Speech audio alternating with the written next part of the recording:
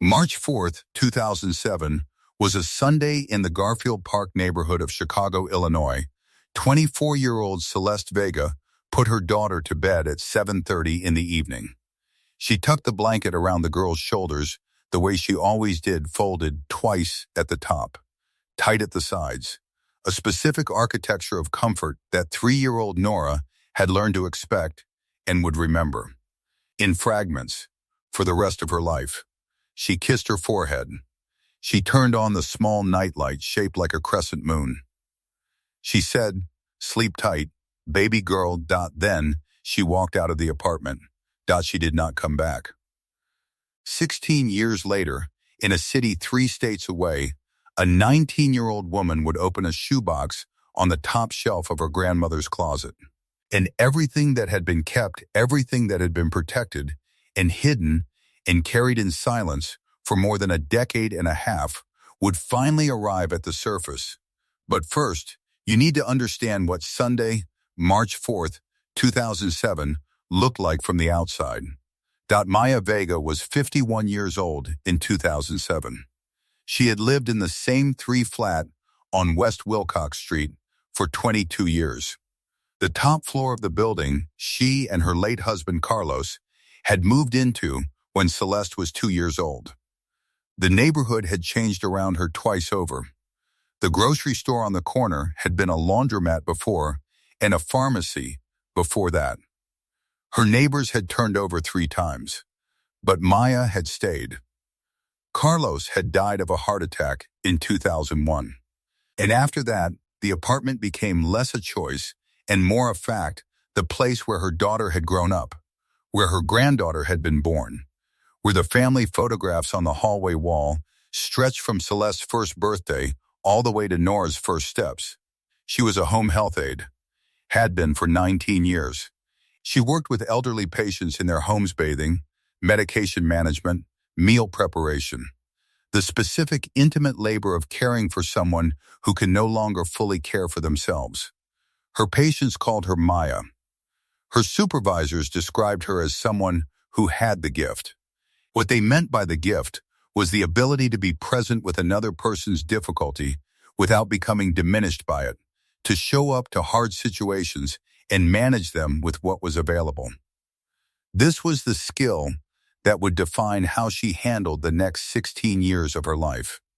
She did not know that yet. She was also, simply, a woman who loved her daughter and her granddaughter without condition or complication. She had disagreed with Celeste about many things across Celeste's life. About choices, about the man named Darnell Greer, about the unfinished degree. These disagreements had the specific texture of arguments between a mother and a daughter who are similar enough to see each other's faults clearly and different enough to never fully resolve on them. They had been, before March 4th, a normal family in the ways that mattered, present, connected, arguing, loving each other in the imperfect and continuous way that families do. All of this had been the ordinary fact of their lives until March 5th, 2007, when Maya came upstairs at 7 in the morning and found her granddaughter sitting at the kitchen counter in her pajamas, waiting for breakfast, alone. She described her daughter the way mothers describe daughters they have loved completely and understood imperfectly. Celeste was bright, she said. Funny in the dry, quick way that caught people off guard. She had worked 2 jobs since Nora was born: mornings at a copy center near the Loop, evenings waitressing at a diner on Madison Street. She had not finished community college, which was something she talked about often, the unfinished degree hanging over her like a question she hadn't answered yet. She was not a woman without problems. She had struggled with anxiety for years. She had been in and out of a relationship with a man named Darnell Greer, who was, by most accounts of the people around her, not good for her in ways that were visible from the outside. She had struggled. She had kept going anyway. Celeste had grown up in this same building, in the top-floor apartment her parents had moved into when she was 2. She had gone to school 2 blocks away. She had learned to drive in the parking lot of the church on Central Park Avenue. She had moved out at 18, moved back in at 20 when Nora was born, and had lived there with Maya, then in a separate unit on the second floor, then back upstairs when Nora was 18 months, and Celeste's downstairs neighbors moved out for all of Nora's life. The apartment was not a place they lived. It was the place they had always been. Celeste had given birth to Nora on April 3, 2004. The father was a man who had been present at the birth and absent thereafter, which was a category of hurt that Celeste had processed by not processing it, and instead moving forward with the particular compressed determination of someone who has decided that the only direction available is the one that keeps going. She had named the baby Nora because she had once read a play about a woman who walked out of a house and into her own life, and she had thought that was a good name for a girl. She was also, by every account, a mother who loved her daughter without reservation.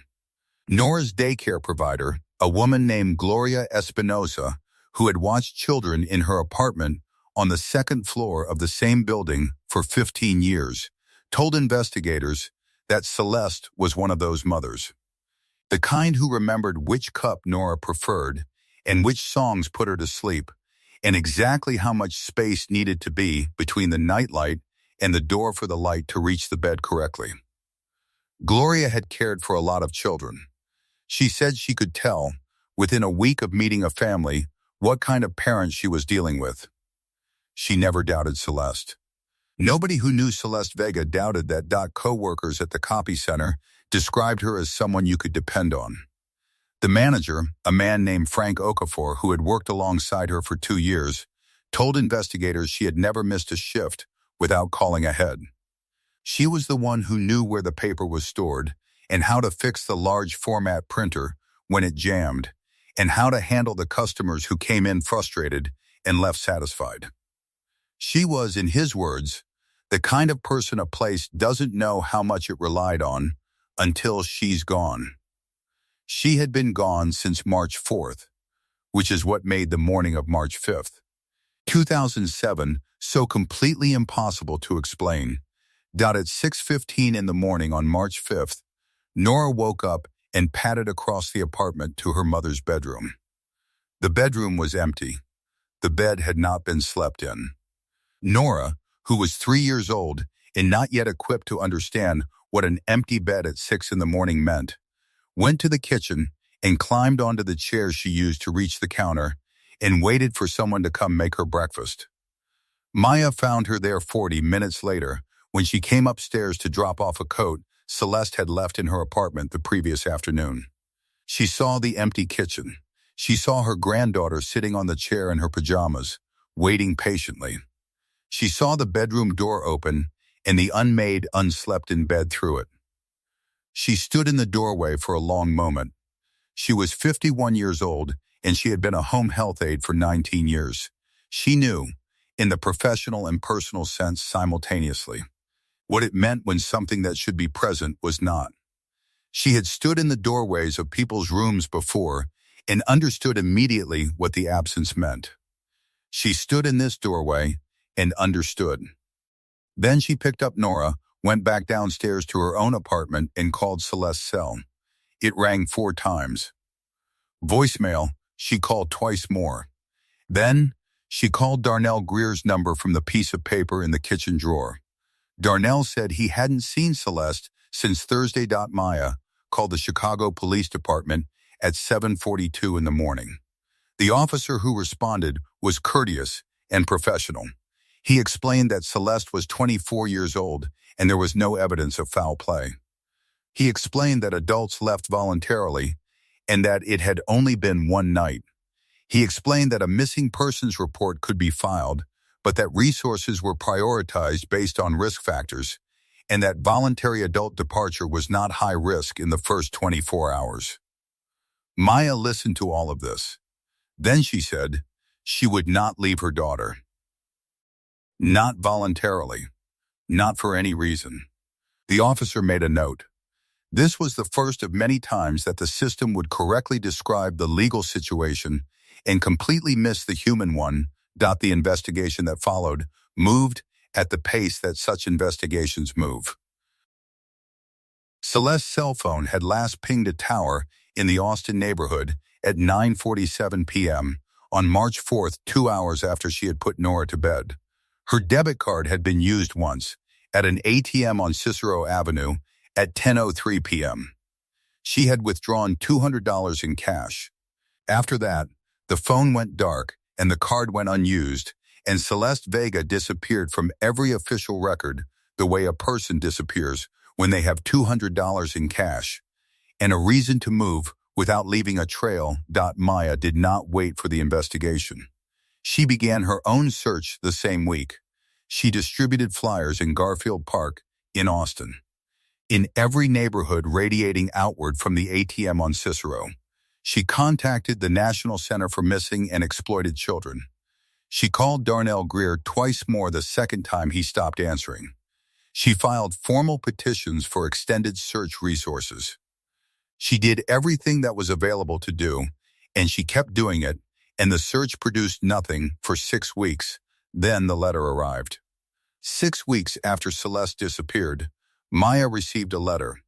Not a phone call, not an email, not a tip from someone at the National Center or a lead from the detective's follow-up in Memphis. A letter. Handwritten on a single sheet of plain white paper in an envelope with a Memphis, Tennessee postmark dated March 22, 2007. Celeste's handwriting on the front. The word Mama in blue ballpoint.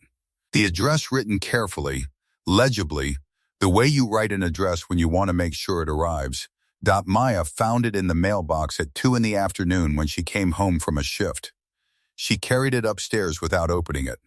She set it on the kitchen table. She stood with her hands on the back of a chair and looked at it for a full minute before she sat down and picked it up. The letter was 4 sentences. Mama, I am okay. I can't explain right now. Please take care of Nora. Maya read it standing at the kitchen table. She read it 4 times. Then she sat with it and held it and looked at it the way you look at something you have been waiting for and are now not sure how to receive, because the information it contains is both the relief you needed and a deepening of every question that was there before.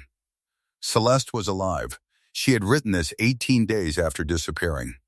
She had been in Memphis, or had passed through Memphis, or had found someone in Memphis to mail something for her. She was aware of Nora. She had chosen, for reasons she had not explained and would not explain for a long time, not to call or come back. The letter answered the most urgent question and asked a dozen new ones. That was going to be the shape of the next 4 years. Maya held the letter for 3 days before she brought it to the station. The detective was not dismissive. He also was not optimistic. The Memphis postmark was 3 weeks old, and Memphis PD had no record of Celeste in their system. The lead produced nothing actionable. Maya filed the letter in a manila envelope in the nightstand drawer and went home and told Nora that Mama had sent a message, and that Mama was okay, and that they were still looking. Nora was 3 years old. She said, "When is she coming home?" Maya said, "We're working on it." 3 more letters arrived across the next 4 years. Kansas City in 2008, Oklahoma City in 2009. A town in eastern Tennessee she had to look up on a map in 2011. Each letter confirmed Celeste was alive. Each letter asked after Nora first, before anything else, before any accounting for herself. Each letter offered nothing that could be acted on. And each letter arrived like a small detonation in the quiet of Maya's life, the specific pain of knowing someone you love is alive and has chosen to remain unreachable, which is a pain that no category of grief fully describes, which sits in a space that has no adequate name, and that Maya would carry for 16 years without ever finding one. Maya did not show the letter to the police immediately. She kept it for 3 days, reading it every morning, trying to understand what it meant. On the 4th day, she called the detective and read it over the phone, then brought it to the station. The detective was not dismissive. He was also not optimistic. The Memphis postmark was a lead. It was already 3 weeks old. Memphis PD confirmed no reports of a Celeste Vega in their system. The lead produced nothing actionable. Maya filed the letter in a manila envelope in the drawer of the nightstand beside her bed. She would add to it over the years. More letters arrived: Kansas City in 2008, Oklahoma City in 2009, a small town in eastern Tennessee in 2011. Each one was short. Each one confirmed Celeste was alive. Each one offered no explanation. Each one asked after Nora first. Before anything else. Before any accounting for herself. Ask after Nora. That was the first sentence every time. After 2011, the letters stopped. She did not know what the stopping meant. She had spent 4 years dreading the next letter and missing the previous one, and the stopping was worse than either. Silence after letters had a different quality than the original silence. It felt, in ways she could not entirely articulate, like a door being locked from the other side. The years between 2007 and 2023 were not quiet. They were the years of raising a child. Nora grew. She started kindergarten in September 2009. She was the kind of child who organized her backpack the night before and then reorganized it in the morning, because the first organization had not satisfied her. She was in the advanced reading group by first grade. She asked her teachers questions they did not always have answers for and accepted this without frustration, which her teachers found remarkable. She made 3 close friends in elementary school and kept them through high school. She was, in every way that mattered, a whole and stable person, which was both a testament to what Maya had given her and a specific and private grief for Maya every time she saw evidence of it, because every measure of Nora's wholeness was also a measure of how much Celeste had missed. The questions about Celeste came in waves. At 5, when is Mama coming home? At 7, why doesn't she call? At 9, Maya, did I do something wrong? At 13, very quietly once, at the kitchen table on a Thursday evening in November, do you think she ever really loved me? Maya held her granddaughter's face in both hands. She said yes, with everything she had. I am completely certain of this. She was certain because of the letters. Every single one of them had asked after Nora first, before any explanation, before any accounting for herself. Ask after Nora. That was the first line every time, without exception, across 4 years and 4 letters. Whatever Celeste was or wasn't capable of, that had not changed. Maya did not tell Nora about the letters. She turned this decision over for years, examining it from every angle available. The reasoning: the letters would only produce unanswerable questions and unresolvable pain. A child who knew her mother was alive and writing letters but was not coming home would carry something harder than a child who knew only that her mother was gone and that people were looking. Maya judged this carefully and consistently, every year, and arrived at the same conclusion. Not yet. Not until there was something more to offer than the bare and brutal fact of the letters. The letters stopped in 2011. After that, the silence settled into something final, not resolution. Finality is different from resolution. Resolution means the question is answered. Finality means the question has been with you long enough that you have learned to carry it without stopping. Maya carried it. She continued to search.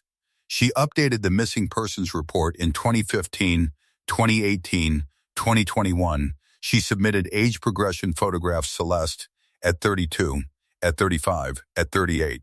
She received tips that went nowhere. She filed reports that produced no results.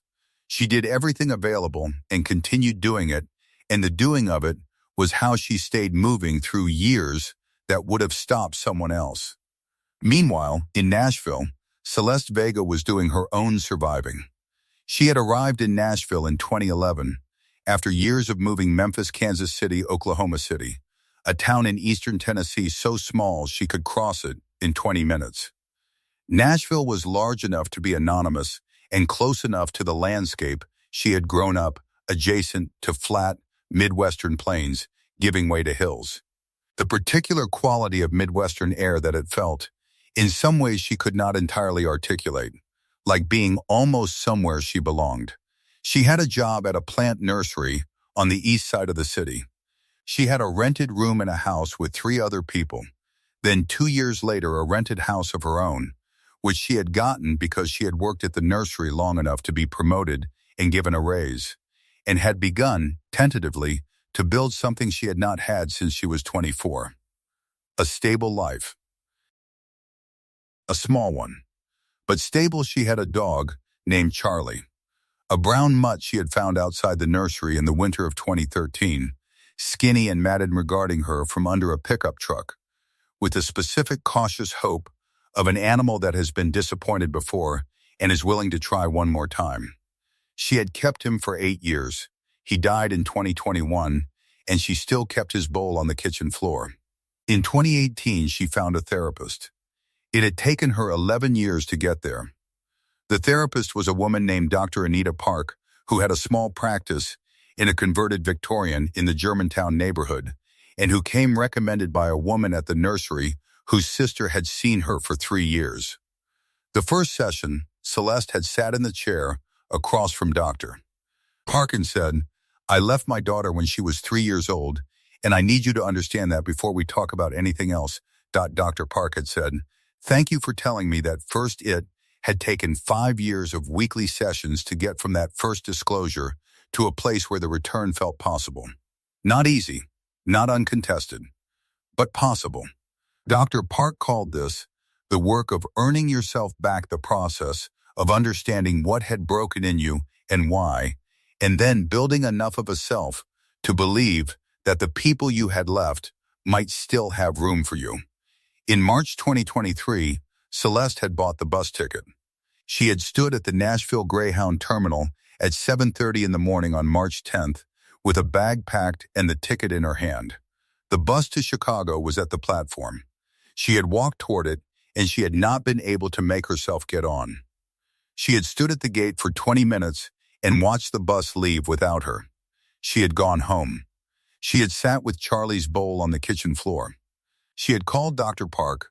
Dr. Park had said, "What did you need that you didn't have today?" Celeste had said, "I don't know. More time. More something. I don't know what." She had spent the 4 weeks after the missed bus preparing the box. The letters from the nightstand drawer where she had kept them for 16 years. The photograph her neighbor Janet had taken the previous October without. Knowing she was taking it, Celeste had been standing on the porch, and Janet had been testing a new phone camera and had sent her the photo the next day saying, "You look good in the fall light," and Celeste had looked at it and understood that it was the first photograph of her in 16 years that contained, in her expression, something that could be called okay. That she looked like someone who might be ready. She had mailed the box to her mother's address on April 3rd, 2023, Nora's 19th birthday. She had not planned this. She had realized it only when she was sealing the envelope. She had stood at the post office counter with the box and understood that she had, without meaning to, chosen her daughter's birthday to send the closest thing she had to a message that she was ready to come home. She had not known her mother was planning to move. She had not known Nora would be the one to find the box. She had spent 4 months waiting for the phone to ring, and it had not rung, and she had begun to understand, slowly, that this was the shape of what she had earned: a box mailed into silence, an address offered without certainty that anyone would use it, a readiness that might arrive before its moment or after it, or exactly in time. Then on a June afternoon, she had found out it was exactly in time. She had answered the phone on the 6th ring. She had heard, "My name is Nora, 16 years. The name had been in her mouth the whole time. Nora accepted this answer the way she accepted most difficult things, with full attention, slowly, without requiring it to be simpler than it was.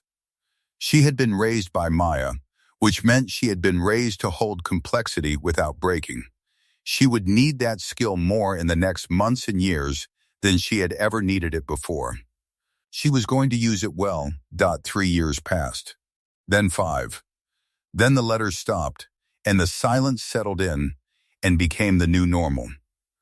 The silence that was no longer waiting for something to arrive, but simply the condition of the years. In 2010, the detective who had been assigned to Celeste's case retired. The file was transferred. The new assignment produced no new work. Maya called the department every 6 months and received each time the confirmation that the file was active, which was technically true and practically meaningless. She had learned by then that technically true and practically meaningful were often very different things, and she had learned to measure what she was getting with that distinction in mind. In 2013, she hired a private investigator. He reviewed the letters carefully and told her, with the care of someone delivering news they know will not be received well, that the letters strongly indicated voluntary departure, and that voluntary departure was legally and operationally different from what he could investigate. He traced the postmarks anyway. He found nothing. Maya thanked him, paid him, continued. In 2015, she submitted new age progression photographs to the National Center, what Celeste might look like at 32.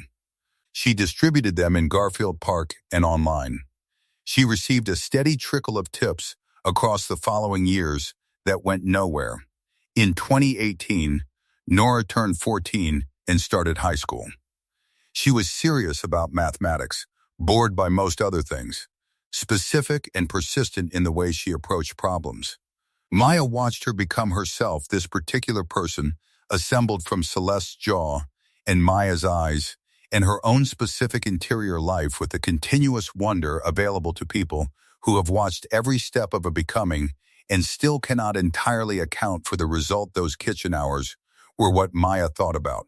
Later, when she thought about what those years actually were. Not the search, not the letters, not the weight of the things she was carrying. The kitchen. The hour.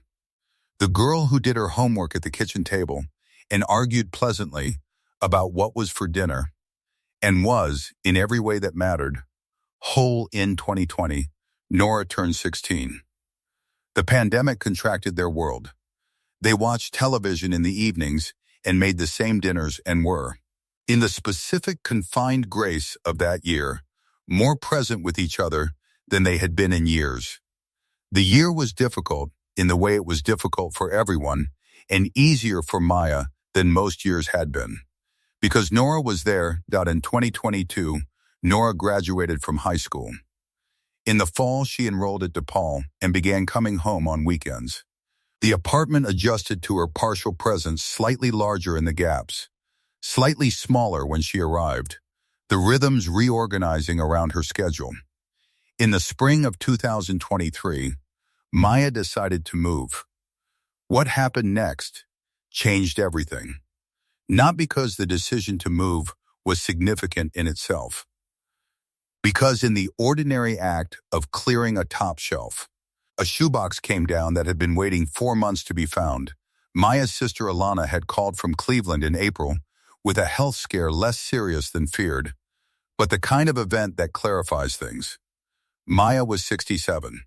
The apartment on West Wilcox Street had 3 bedrooms for 1 person. She had stayed because the address needed to be findable. She had stayed because Celeste might come back and needed to know where the door was. 16 years later, she was still staying, but Elena's call had moved something. Maya raised the idea of a move with Nora on a Sunday evening in April. She said it carefully, the way she said things she had thought about for a long time. She said she had been thinking about it.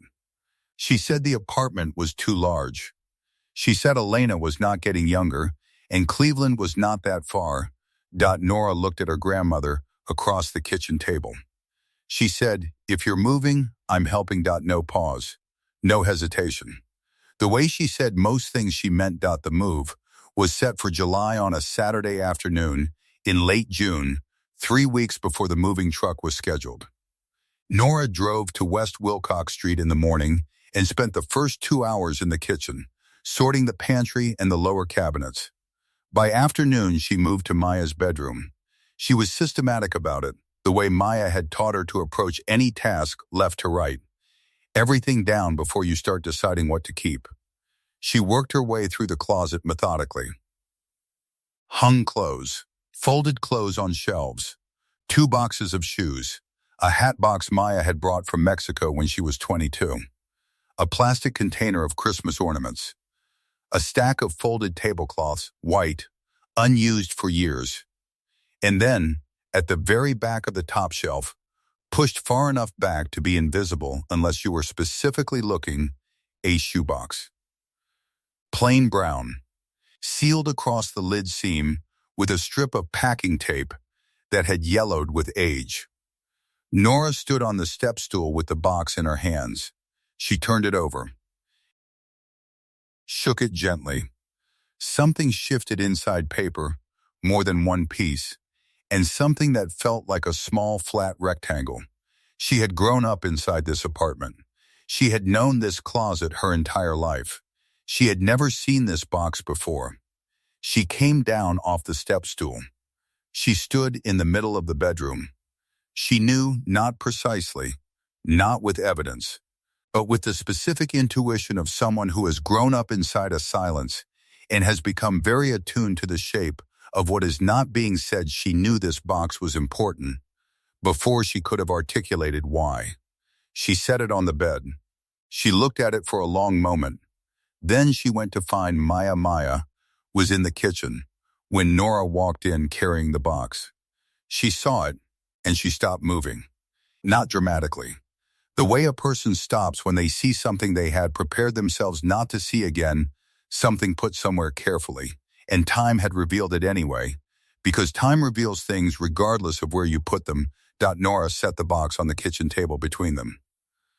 She said, "What is this?" Maya sat down slowly. She looked at the box. She looked at Nora. She was 67 years old, and she had been carrying this for 16 years, and the weight of it was in her face in a way that Nora, who had grown up inside that face, recognized immediately as something she had not seen before. Not grief, not guilt, something older and more complicated. The expression of someone arriving at the moment they have been carrying in both directions simultaneously toward it and away from it for a very long time.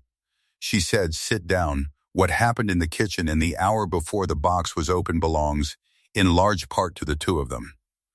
She said, "What is this?" Maya sat down. She looked at the box. She looked at Nora. She was 67 years old, and she had been carrying this for 16 years, and the weight of it was in her face, not grief exactly, not guilt exactly, something older and more complicated than either word. She said, "Sit down. What happened in that kitchen in the hour that followed before the box was opened belongs in large part to the two of them." What Maya has said is this. She told Nora about the letters, all 4 of them. She explained when they had arrived and what they had said. She explained why she had kept them. She did not apologize for the decision. She presented it and the reasoning behind it, and she asked Nora to try to understand it before she decided what to do with it. Nora sat with what she heard for a long time. She has said she understood the decision and also found it, in the moment of hearing it, very hard to hold. Both things were true at the same time. Then Maya nodded at the box. Nora pulled the packing tape back carefully in one strip, the way you open something you might need to reseal. The lid came off. Inside were 4 things. The first was a stack of letters, the 4 letters Celeste had sent between 2007 and 2011, each in its original envelope, each in her handwriting. Nora lifted them out and set them on the table without reading them yet. She ran her fingers across the handwriting on the envelopes. She had never seen her mother's handwriting before. She had seen photographs and age progressions and a short video clip from a birthday party in 2006, but she had never seen what her mother's hand looked like when it moved across paper. She set the envelopes down. The second thing was the photograph.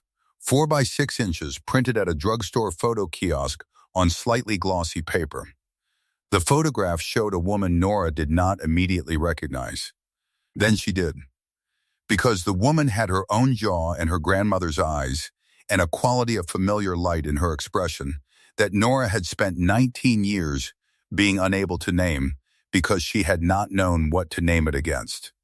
The woman was standing on a porch. Behind her was a white door and the edge of a window box with flowers in it. She was looking at the camera in the specific way of someone who did not know they were being photographed, her expression unguarded, mid-thought, halfway between one thing and the next. She looked older than the photographs Nora had grown up with. She looked tired. She looked, in the quality of the photograph's light, like someone standing on a porch somewhere trying to figure out the next thing. The third thing was a bus ticket. Nashville to Chicago. Greyhound. Departure date March 10, 2023. The ticket had been purchased and not used. Nora looked at the date for a long time. March 10, 2023. 4 months ago. The fourth thing was a folded piece of white paper, single sheet, handwritten, the same handwriting as the envelopes. Nora unfolded it. It was addressed to Maya. It read, "Mama, I've been trying to come home for 3 years. Every time I get close, I lose my nerve. The ticket is the closest I've gotten. I bought it and I couldn't get on the bus. I don't know how to explain what happened or where I've been or who I've been. I don't know if there's still room for me. If you're reading this, it means I finally couldn't keep doing what I've been doing. The address on the back of the photograph is where I am. I will be there for as long as it takes." Nora turned the photograph over, on the back, in the same handwriting, a Nashville address, a street name, and a number. She looked at the address. She looked at the bus ticket. She looked at the letter's date. She looked at her grandmother across the table. She said, "She might still be there." Maya did not speak. Nora took out her phone. What happened in the next 14 hours was not dramatic. It was methodical. Nora was her grandmother's granddaughter, which meant she approached a difficult problem the same way Maya had always approached difficult problems, by identifying the next necessary action and taking it. She searched the address. It existed. Residential Street in East Nashville. She found, through property records and a neighborhood community board, that a woman named C. Varga had rented the house since late 2020. She sat with the name for a while. C. Varga. Close enough to be intentional. Different enough to suggest caution. She found a phone number associated with the rental. She held the phone for a moment.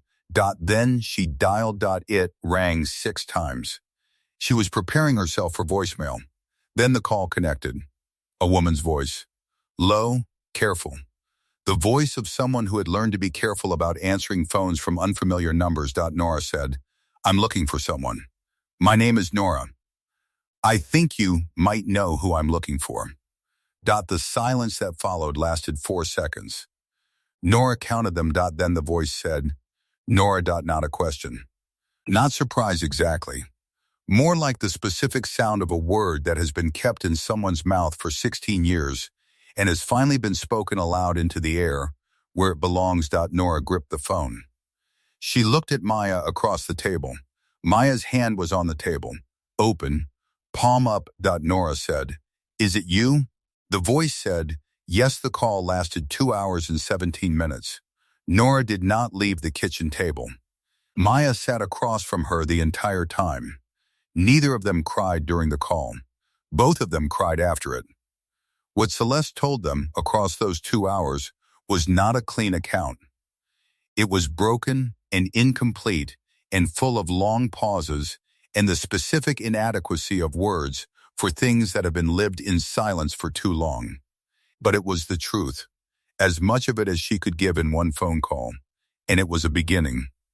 She had left on March 4th, 2007, at 9:47 p.m. She had left not because she had planned to, but because she had not been able to stop herself. The relationship with Darnell Greer had been worse than it appeared from the outside, not violent, but corrosive in the specific way of relationships where one person systematically reduces the other's belief in their own judgment until the reduced person no longer trusts their own reading of anything. She had been in the process of leaving him, And the process had been harder than she had expected. And that night, something had broken, not dramatically, not with a scene, but quietly. The way things break when they have been under too much pressure for too long. She had put Nora to bed. She had gone outside for air, and she had kept walking. She had not known when she left that she was not coming back. By the time she understood what she had done, she was in Memphis with $163 of the $200 remaining and no clear plan. She had written the first letter from a shelter. She had written the others as she moved. The moving itself had been partly practical and partly the thing people do when they are too ashamed to stay anywhere long enough to be known. She had stopped writing in 2011 because by that point, the letters felt like a form of cruelty, ongoing contact that contained no information and produced no resolution. Stopping felt cleaner. It was not cleaner.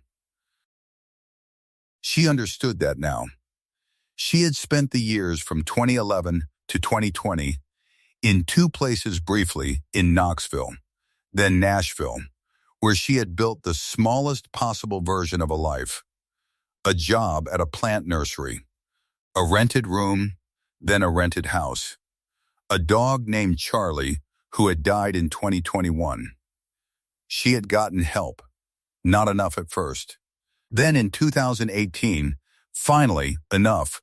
Her therapist had spent 5 years working with her toward what she called the return, the act of finding her way back to the people she had left, which required first understanding what had driven her away and then building enough of herself to believe she was worth coming back to.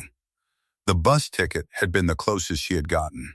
She had stood at the Nashville Greyhound Terminal on March 10, 2023, at 7:30 in the morning with a bag packed and a ticket in her hand, and she had not been able to make herself board the bus.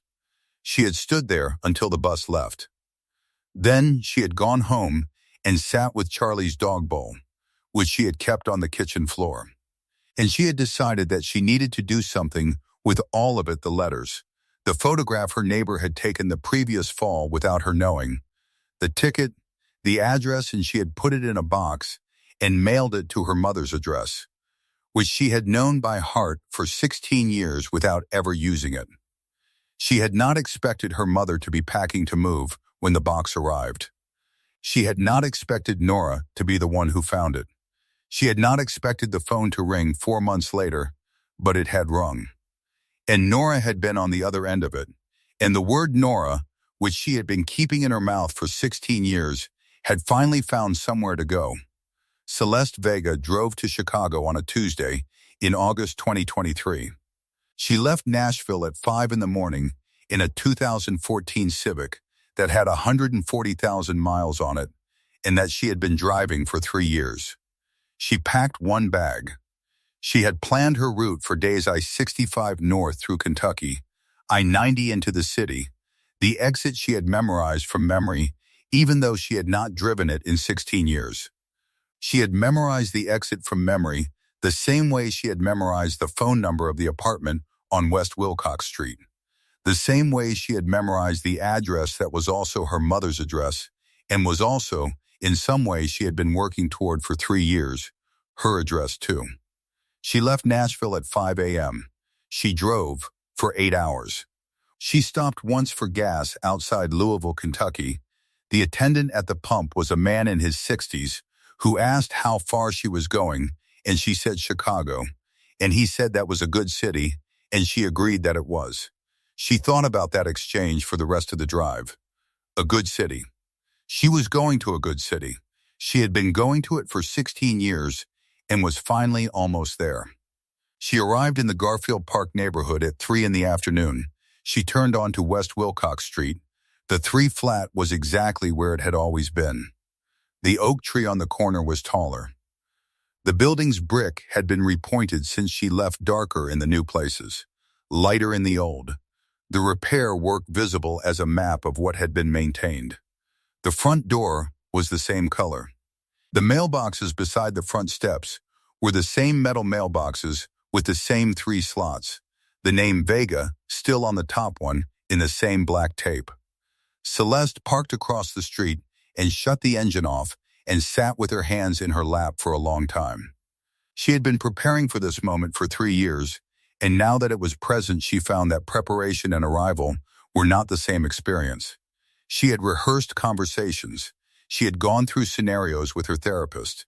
She had built, brick by brick across 3 years, a version of herself she believed was capable of this. And now she was sitting in a Civic across the street from the building on West Wilcox Street with her hands in her lap, and she was not sure any of it had prepared her for the specific fact of being here, now, in this car, on this street. She was still sitting there, in the Civic, with the engine off, both hands in her lap, when the front door of the building opened. 2 women came out. One was 67 years old, moving with the specific deliberateness of someone who has decided something and is not going to be deterred from it. The other was 19, tall, with her mother's jaw and her grandmother's eyes, and the particular quality of presence that Celeste recognized without being able to name it, because she had not seen this person since she was 3 years old, and had spent 16 years trying to imagine what she would become. Celeste Vega got out of the car. She crossed the street. The 3 of them stood on the sidewalk in front of the building on West Wilcox Street in the August afternoon, in the particular quality of summer light that belongs to Chicago in August, which is warm and direct and does not ask anyone's permission. None of them spoke for a long moment. There are things for which language is not the first available tool. Sometimes the first thing is just the being there, the fact of the presence, the reality of the faces, the specific weight of the air between people who have been separated for 16 years and are now, for the first time in all of those years, in the same place. Celeste looked at Nora. She looked at her for a long time. She said, "I know I don't get to ask for forgiveness. I just wanted to see your face. I wanted to see who you became." Nora looked back at her mother. She was 19 years old. She had been 3 when Celeste left. She had grown up in the apartment upstairs, in Maya's kitchen, in the specific shape of a childhood built around an absence that was also a presence, the photographs on the wall, the questions at 5 and 9 and 13. The crescent moon nightlight she still remembered, without knowing why she remembered it. She had grown up into someone who understood things the way you understand things, when you have been given no choice but to hold complexity carefully, without breaking, the way Maya had held it. She took one step forward. She said, "I've waited 16 years. I can wait a little longer for the rest." It was not forgiveness. It was not refusal. It was the specific answer available to a 19-year-old woman who had just found her mother after a lifetime of not having her, and who understood, with the particular clarity of someone who grew up in Maya's kitchen, that some things take more time than a bus ticket. She would wait. Maya Vega is 67 years old. She still lives on West Wilcox Street. The move was postponed and then canceled, as moves sometimes are when the reason for them shifts. She has described the 16 years between March 2007 and August 2023 not as years of grief, exactly, but as years of holding the letters, holding the knowledge, holding Nora, holding a version of herself that could continue functioning under the weight of what she knew and what she had decided not to share. She has said she would make the same decision again. She has also said she is not sure that means the decision was right. Both things can be true. Celeste Vega is 40 years old. She returned to Chicago in the fall of 2023 and has remained. She works at a landscape supply company on the South Side. She is still in therapy. She has said that returning was the hardest thing she has ever done, and that the hardest part of the hard part was not the conversation with Maya or the conversation with Nora, but the understanding that Nora had grown up without her and was whole anyway, complete, loved, herself, and that this fact was both a relief and something that does not yet have an adequate name, something she is still learning to hold alongside everything else. She has said that the 16 years taught her something she would not have learned any other way, that the people you leave do not stop becoming who they are. They keep going. They build themselves. The leaving does not stop the becoming. Understanding this has been, in some ways, she is still finding language for the beginning of something rather than the end of something. Nora Vega is 19 years old. She is a sophomore at DePaul. She comes home on weekends. She has said, in the careful and specific way she has of saying things, that she went into the closet that day to help her grandmother pack and left understanding something she had not known when she walked in, that there are things kept in silence, not out of dishonesty, but out of love, and that love and honesty are not always the same shape, and that understanding the difference between them is one of the things a family has to do together, slowly, across time, without a single conversation ever being enough. She has said she did not expect to climb a step stool and come down holding the things she had been looking for since she was 5 years old, and had first asked when Mama was coming home. She has said that the closet was the last place she would have thought to look. She has said this without irony, because the truth of it is simple. The shoebox was there the whole time. The address was in it. The door was in the same place. She just needed to be the one to bring the box down. The shoebox is on the same shelf where Maya put it. Open now. The letter's still inside. The photograph. The bus ticket. The bus ticket was for March 10th, 2023. Departure at 7:45 in the morning. Celeste was not on the bus. She drove the same route 5 months later in the Civic with 140,000 miles on it. Arriving on West Wilcox Street at 3 in the afternoon in August, she got there eventually. Some things take longer than a ticket. Some people need more time than they thought they would need, and more time than anyone around them wanted them to need, and more time than it seemed, from the outside, like they should have required. Some people carry a readiness for years before they can use it. Some people buy the bus ticket and stand at the platform and watch the bus leave and drive there 5 months later instead, on their own timeline, on a morning when the thing that had always been too large was finally the right size for what they had become. And some families keep the same address for long enough that when the person who knows it finally finds the nerve, the address is still correct. The door is in the same place. The mailbox still says Vega. The oak tree on the corner is still there. Maya Vega stayed on West Wilcox Street for 38 years. She stayed when Carlos died. She stayed when Celeste left. She stayed while she raised Celeste's daughter in the same apartment where she had raised Celeste. She stayed through 16 years of searching and waiting and holding the door in the same place. Not because she was certain Celeste was coming back. Because the alternative, removing the landmark, changing the address, deciding that the staying was over, was a statement she was not willing to make. The staying was not passive. It was a decision, made and remade every year, to keep the door where it had always been. That is what 16 years of staying looks like. That is what it is worth. Some people are found by the things that were kept for them. Some people are found by a grandmother who refused to move until the address was no longer needed. Some people are found by a granddaughter who climbed a step stool on a June afternoon and brought down a plain brown box sealed with yellowed tape and understood, before she even opened it, that this was the thing she had been reaching toward. The box was there. The address was on the back of the photograph. The door was in the same place it had always been. Celeste Vega came home.